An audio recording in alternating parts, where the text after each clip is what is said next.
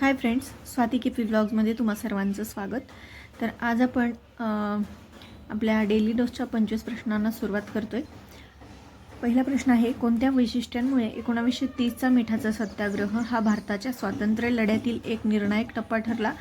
तर यामुळे राष्ट्रीय चळवळ सामूहिक सविनय कायदेभंग मोहिमेमध्ये रूपांतरित झाली. पुढचा प्रश्न आहे, सिंचनाद्वारे थार वाळवंट प्रदेशाचे रूपांतरण करण्यासाठी कोणता जलविद्युत प्रकल्प प्रसिद्ध आहे? तर इंदिरा गांधी कालवा. जलविद्युत नाही तर फक्त जलप्रकल्प आहे.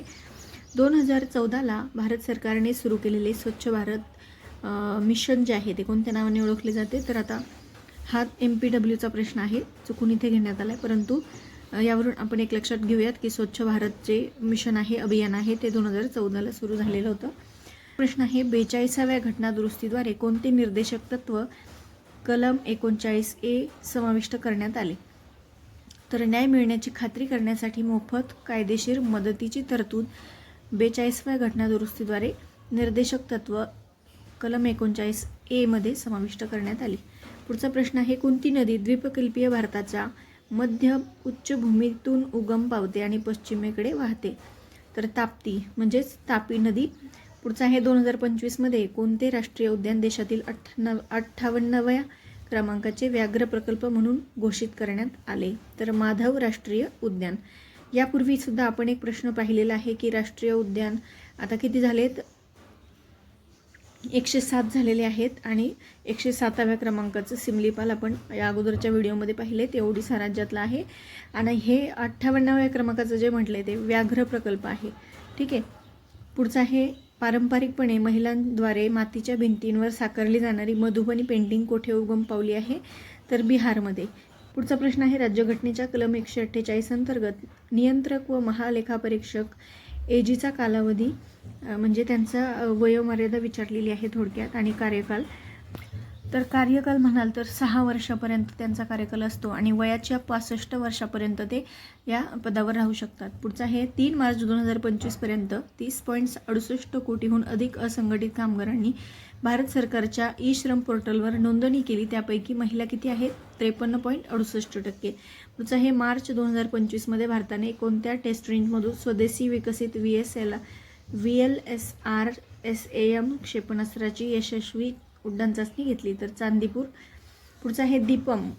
याचा फुल फॉर्म काय आहे? Department of government and public asset management या भारत सरकारच्या संस्थेद्वारे कार्य करत आहे. तर काय कार्य आहे या संस्थेचं? आर्थिक सुधारणांचा भाग आहे म्हणून सार्वजनिक क्षेत्रातील उद्योगांचं खाजगीकरण आणि चलनावेशन सुलभ करणे. पुढचा प्रश्न आहे, हरित क्रांतीनंतर नैसर्गिक संसाधनांचा ऱ्हास होण्यास कारणीभूत घटक कोणते आहेत? तर भूजलाचा अतिरिक्त वापर हे याचं प्रमुख कारण आहे.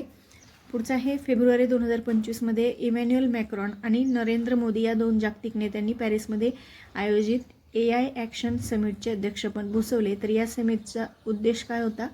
तर कृत्रिम बुद्धिमत्तेचा विकास आणि नियमनातील जागतिक सहकार्य.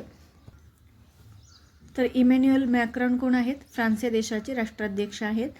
ठीक आहे. आणि फ्रान्सची राजधानी आहे पॅरिस आणि तिथे ही AI ॲक्शन समिट पार पडलेली आहे. ठीक आहे. पुढचा आहे, श्रम आणि रोजगार मंत्रालयाच्या मते 2023-24मध्ये भारतात 15 वर्ष आणि त्याहून अधिक वयाच्या व्यक्तींसाठी बेरोजगारीचा दर किती होता?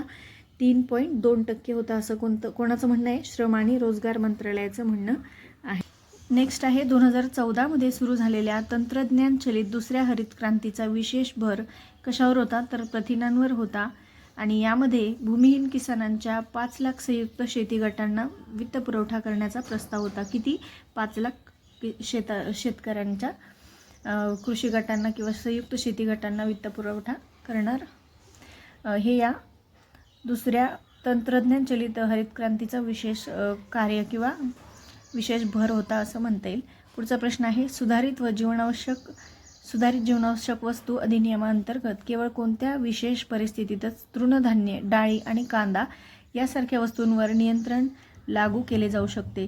तर विशिष्ट कालावधी म्हणजे कोणता?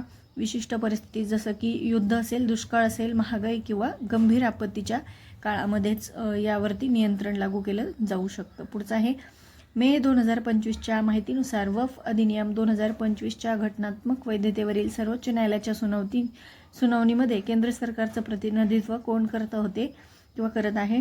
तर सॉलिसिटर जनरल तुषार मेहता हे सर्वोच्च न्यायालयामध्ये केंद्र सरकारचं प्रतिनिधित्व करत होते. आता यावरच आपल्याला असाही प्रश्न विचारला जाऊ शकतो की वक्फ जे बिल आहे ते लोकसभेमध्ये कुणी मांडलं? तर किरण रिजिजू यांनी मांडलेलं होतं. पुढचं आहे 1835च्या इंग्रजी शिक्षण अधिनियमांचं मुख्य शिल्पकार कोण होते? तर 1835 पासून आपल्या भारतामध्ये इंग्रजी शिक्षण जे आहे ते सुरू झालं आणि याचं शिल्पकार कोण होतं? तर थॉमस मॅकेले होता. ठीक आहे. पुढचं आहे भारतीय संविधानाच्या कोणत्या कलमाने नागरिकांना सद्विवेक स्वातंत्र्य प्रदान केलेलं आहे? तर कलम 25. पुढचा प्रश्न आहे पावरी नाच महाराष्ट्रातील कोणत्या आदिवासी समुदायाशी संबंधित आहे? तर पावरी नाच जो आहे तो कोकणातील समुदायाशी संबंधित आहे, आदिवासी समुदायाशी. ठीक आहे. पुढचा आहे the new icon Savarkar and the fact या पुस्तकाचे लेखक कोण आहेत? तर या पुस्तकाचे लेखक अरुण शौरी आहेत. ठीक आहे. पुढचा प्रश्न आहे राज्यघटनेतील कोणते कलम पूर्णपणे राज्याच्या निधीतून चालवल्या जाणाऱ्या कोणत्याही शैक्षणिक संस्थेत धार्मिक शिक्षण देण्यास मनाई करतो? तर आपल्याला माहिती आहे की राज्यघटनेतील 25 ते 28 ही जी कलमे आहेत ती धर्मस्वातंत्र्याशी निगडीत आहेत आणि त्यामध्येच एक 28वा कलम आहे जे काय सांगतंय की शाळेमध्ये किंवा शैक्षणिक संस्थेमध्ये धार्मिक शिक्षण देण्यास मनाई आहे. पुढचा प्रश्न पाहूयात. पुढचा प्रश्न आहे कोणत्या संस्थेच्या एप्रिल 2024च्या रिपोर्टमध्ये म्हटले आहे की 2011-12 ते 2022-23 पर्यंत भारतातील 171 मिलियन लोक दारिद्र्यातून बाहेर आले आहेत?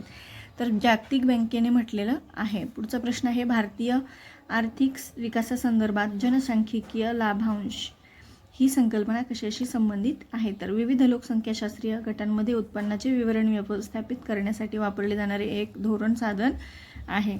आणि शेवटचा प्रश्न आहे आजच्या व्हिडिओमधला भारतीय अंतराळ संशोधन संस्थेने प्रक्षेपित केलेल्या स्पेडेक्स मोहिमेत सहभागी 2 अंतराळ याने कोणती होती?